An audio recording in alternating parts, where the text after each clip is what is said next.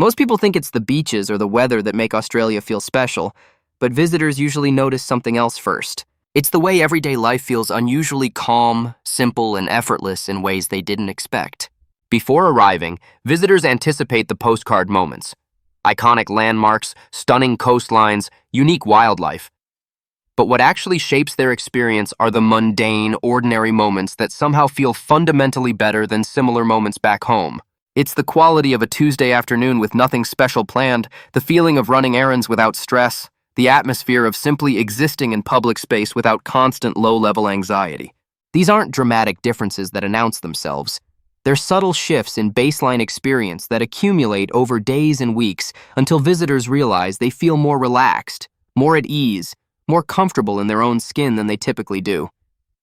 The comfort isn't about luxury or indulgence. It's about friction reduction, about daily life requiring less emotional labor and defensive energy. Visitors often struggle to articulate what feels different because the changes are so diffuse and ordinary, but they universally recognize that something about the Australian environment makes normal life feel easier. And once they notice this quality, it colors their entire perception of the country, often mattering more than any tourist attraction or famous site they visit. One of the first comforts visitors mention is how unhurried daily interactions feel. Whether it's ordering food, asking for directions, or walking into a shop, there's rarely pressure to rush or perform. In many countries, commercial transactions carry implicit urgency. Get in, complete your business, get out so the next person can be served. Workers are trained to maximize throughput. Customers are conditioned to minimize their time burden on others, and everyone moves through these interactions efficiently but joylessly. Australia disrupts this pattern consistently enough that visitors notice within their first few days. Baristas chat while preparing drinks rather than treating conversation as interference with productivity. Shop assistants offer genuine help without hovering or pushing purchases. Even busy restaurants during peak hours maintain a remarkably calm atmosphere without the frantic energy that characterizes similar establishments elsewhere. This unhurried quality doesn't mean service is slow. Australians are perfectly capable of efficiency, but efficiency isn't prioritized over human comfort.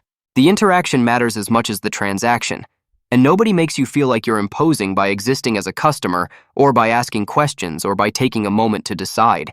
Visitors accustomed to treating every commercial interaction as a minor stress event find themselves gradually relaxing, realizing they don't need to have their order perfectly ready before approaching the counter, don't need to apologize for taking up space, don't need to perform gratitude or deference to receive basic courtesy. Another quiet comfort is how public spaces are designed to be lived in, not just passed through. Parks, sidewalks, and waterfronts feel like places people are allowed to slow down, sit, and breathe. Many cities worldwide treat public space as primarily functional, spaces for movement and commerce rather than spaces for simply being. Benches are removed or designed to prevent lingering, parks are manicured but unwelcoming for actual use, and waterfronts are either privatized or underdeveloped. But Australian cities, even the largest ones, maintain abundant public space that genuinely invites use without commercial transaction. Visitors notice parks full of people having picnics, reading, napping, or just sitting and watching the world. Waterfronts include free barbecue facilities, shaded seating areas, and walking paths designed for leisure rather than just commuting. Even urban sidewalks often include cafe seating that blurs the boundary between commercial and public space, creating environments where you can sit and people watch without needing to constantly consume. This generosity with public space communicates something fundamental about social values, that people deserve access to beauty and leisure regardless of economic status, that community life matters beyond commerce, that cities exist to serve human well-being rather than just economic productivity. Visitors who come from places where public space is scarce, commercialized, or hostile find this abundance profoundly comforting, creating opportunities for rest and observation that they didn't realize they were missing. Visitors also notice how casual communication is. Conversations don't feel formal or tense, and people don't seem overly concerned with titles, status, or appearances, which makes social moments feel lighter. If you enjoy exploring these real-world cultural differences, take a moment to subscribe so you don't miss future stories like this. The informality of Australian communication extends across contexts in ways that surprise visitors from more hierarchical cultures. People address each other by first names almost immediately, regardless of age or professional difference. Conversations skip past formal preambles and get to substance quickly without being rude. There's an assumption of equality that shapes interactions even when actual power differences exist. Employees speak relatively casually to managers, students to professors, customers to service workers. This doesn't mean there's no respect, but respect is communicated through genuine attention and consideration, rather than through formal language or deferent behavior. The casual communication style also includes abundant humor, often self-deprecating or gently teasing, which prevents conversations from becoming too serious or uncomfortable. Visitors notice they can relax their social vigilance, stop monitoring their language for potential status violations, stop performing deference or authority depending on context. The reduction in social formality removes exhausting layers of impression management that many people don't realize they're performing constantly until they experience an environment where it's unnecessary. Communication becomes about actual exchange rather than social positioning, making even mundane conversations feel more genuine and less draining. Even simple routines like grabbing coffee or commuting feel less stressful. There's a sense that daily life isn't treated like a competition, but more like something to move through comfortably. Visitors notice that Australians don't seem to be in a constant race against time or each other. Morning coffee isn't an efficiency challenge to be optimized. It's a small pleasure to be enjoyed, even on a workday. Commutes aren't just dead time to endure. Many people walk or cycle when possible, treating the journey as part of their day rather than an obstacle between meaningful moments. Even in cities, there's less of the aggressive, competitive energy that characterizes urban life in many countries. People don't push onto trains before letting others exit, don't cut through crowds without acknowledgement, don't treat shared space as a battlefield where only the most aggressive succeed. This collective approach to daily life, treating it as something to be navigated together rather than competed over, creates an atmosphere that visitors find surprisingly relaxing. The constant low-level stress that comes from treating every day as a series of small competitions gradually fades, replaced by a more sustainable rhythm that allows for both productivity and pleasure. Visitors often don't consciously recognize this shift until they return home and feel the familiar stress snap back into place, suddenly aware of how much energy they expend just maintaining pace in their normal environment. Another small comfort visitors mention is personal space. People tend to respect boundaries naturally, which makes crowded places feel less overwhelming than expected. In many densely populated areas worldwide, personal space becomes a luxury that only exists in private. Public life means constant physical proximity, unwanted contact, and violation of comfortable distances. But even in crowded Australian cities, there's remarkable respect for personal space and boundaries. People maintain comfortable distances in queues, avoid unnecessary physical contact, and acknowledge when space invasion is unavoidable with apologies or brief acknowledgement. This isn't about coldness or avoidance. Australians are physically affectionate within appropriate relationships, but about recognizing that not everyone wants constant proximity with strangers.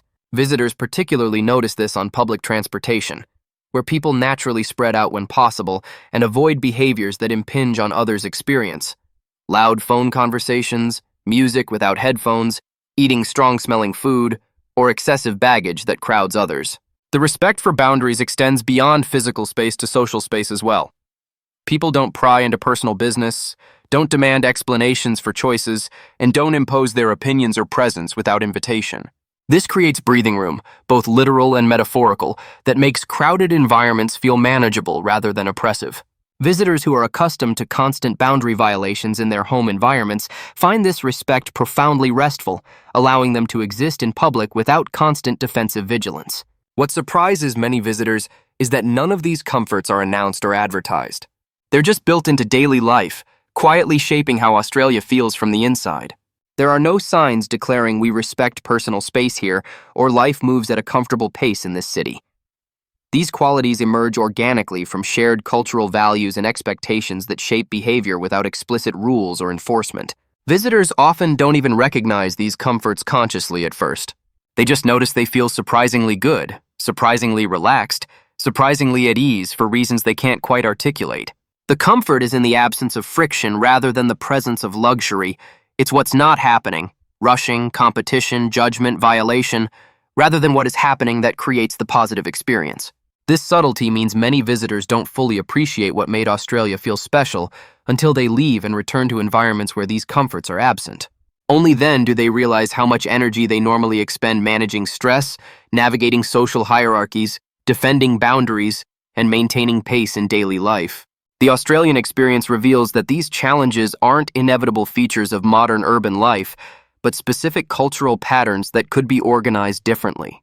And that revelation, that life could feel easier without requiring wealth or radical change, just different collective choices about how to treat each other and structure shared space, often stays with visitors long after they leave.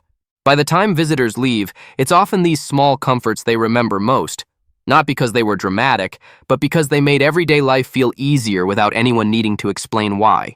The memories visitors carry aren't primarily of tourist attractions or spectacular experiences. Those are documented in photos and mentioned in trip recaps, but don't fundamentally change how people feel about a place. What sticks instead are the accumulated small moments. The barista who chatted genuinely while making coffee, the stranger who offered directions with patience and friendliness, the afternoon spent in a park without needing to buy anything or justify your presence, the commute that didn't feel like warfare, the conversation that stayed light and comfortable without social performance. These moments individually seem insignificant, but collectively they create a felt sense of how life could be. Less stressful, less competitive, less exhausting. Many visitors return home with a vague dissatisfaction with their normal environment, suddenly aware of friction points they previously accepted as inevitable. They notice how rushed interactions are, how little usable public space exists, how much energy they spend on social positioning and boundary defense. Australia didn't show them something exotic or impossible to replicate. It showed them that ordinary life, the daily routine that comprises most of existence, could simply feel better through different collective choices about pace, space, and social interaction. Australia doesn't impress visitors by trying too hard. It does it through small, consistent comforts that quietly add up. If you enjoy discovering how everyday life feels different around the world, subscribe to Global Encounters and tell us in the comments which country surprised you most. These explorations reveal that our daily experience isn't fixed. It's shaped by collective choices about how we treat each other in shared space. Subscribe to join this exploration of how culture shapes comfort.